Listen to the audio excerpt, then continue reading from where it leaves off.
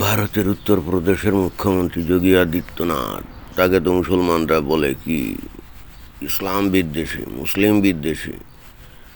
ইসলাম এবং মুসলিমদেরকে নাকি সহ্য করতে পারে না, এরকমভাবে কিন্তু তার বিরুদ্ধে বিষোদ্গার করে আমরা এটা দেখি।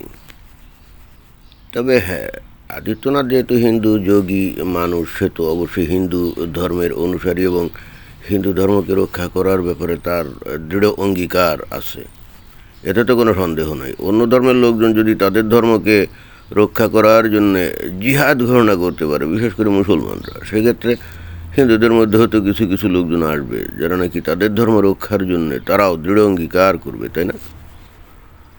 তো এটাতে অন্যায়ের তো কিছু নেই। তবে ওই যে মুসলমানদের দৃষ্টিভঙ্গি হলো ভিন্ন, শুধুমাত্র তারাই অধিকার রাখে তাদের ধর্মকে রক্ষা করার জন্যে, এবং এর জন্যে তারা লাভ জিহাদ, তারপরে জমি জিহাদ, প্রকাশ্য জিহাদ, অস্ত্রপাতির জিহাদ, এভরিথিং তারা করবে, অ্যান্ড দ্যাটস আ লিগাল।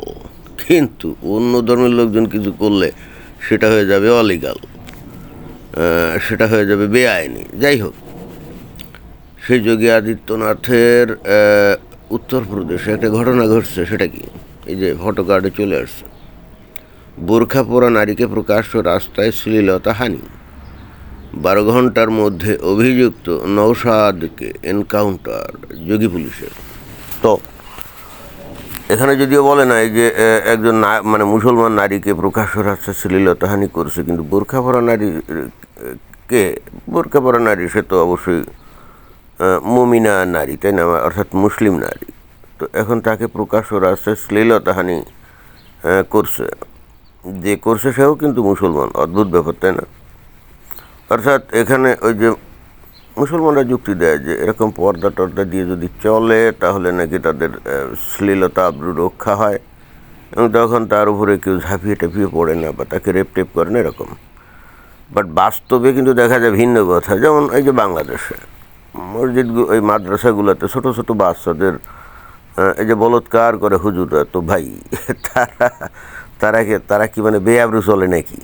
তারা কি তাদের পশ্চাৎ দেশ মানে সরু পাই পথ, এগুলো কি প্রকাশ্যভাবে উন্মুক্ত করে দিয়ে তারপরে কি হুজুরদের সামনে চলাচল করে নাকি? না, তা তো করে না।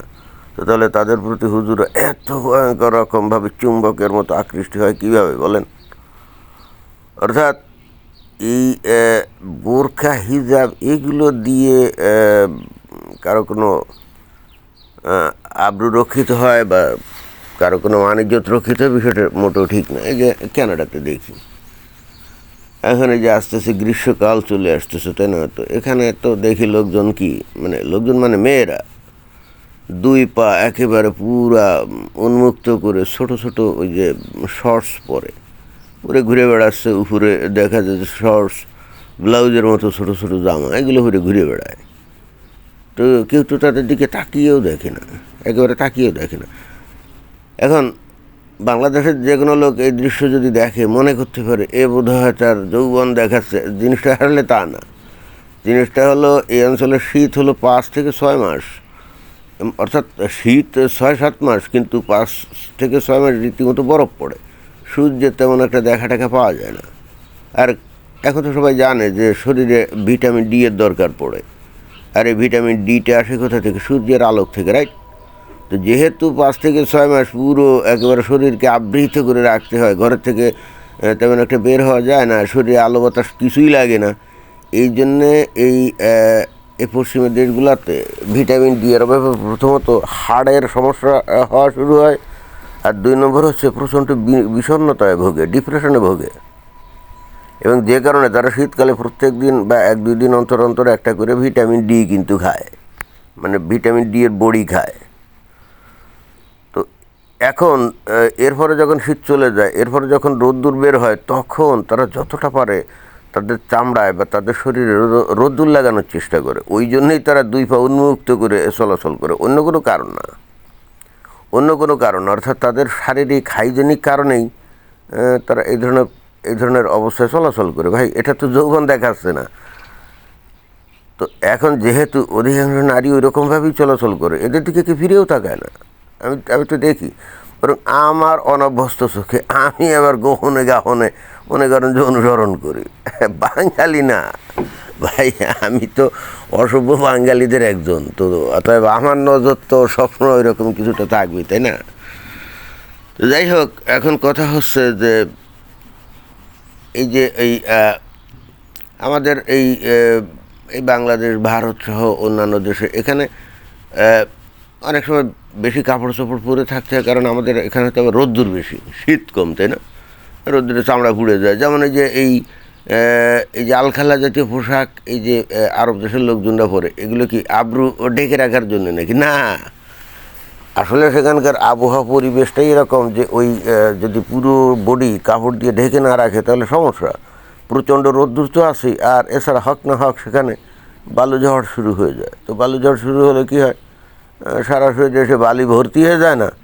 তো ওর থেকে রক্ষা পেতে গেলে তো আপনাকে হাত পা, সারা শরীর, মুখ এগুলো ঢেকে রাখার পোশাক আপনাকে পরতে হবে।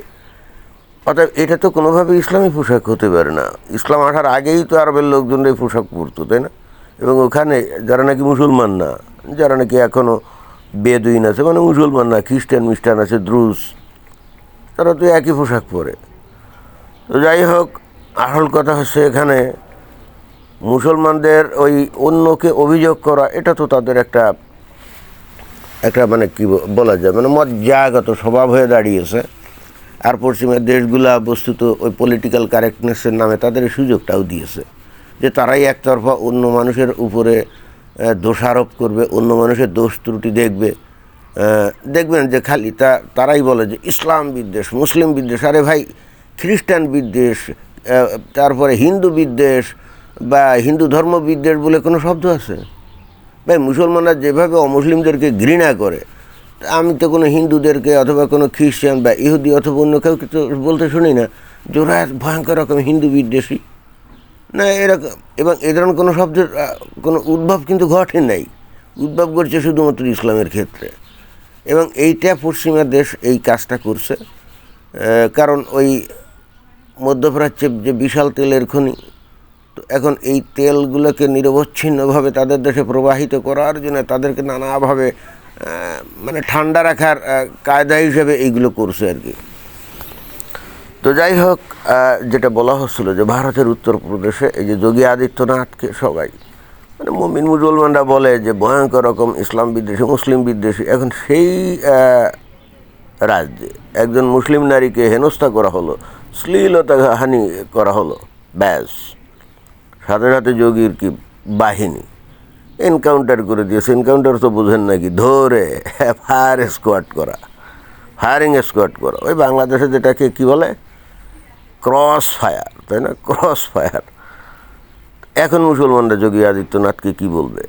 এই যে বাংলাদেশে এই যে হুজুরা প্রতিনিয়ত ছোট ছোট এই যে বাচ্চাদের এই যে সরু পায়ে পথে তাদের যে বৃহৎ মানদণ্ড প্রবেশ করিয়ে তাদেরকে ক্ষতবিক্ষত করে, অনেক ক্ষেত্রে তাদেরকে হত্যা করে, কই এই সমস্ত হুজুরদের তো তেমন কিছুই হয় না।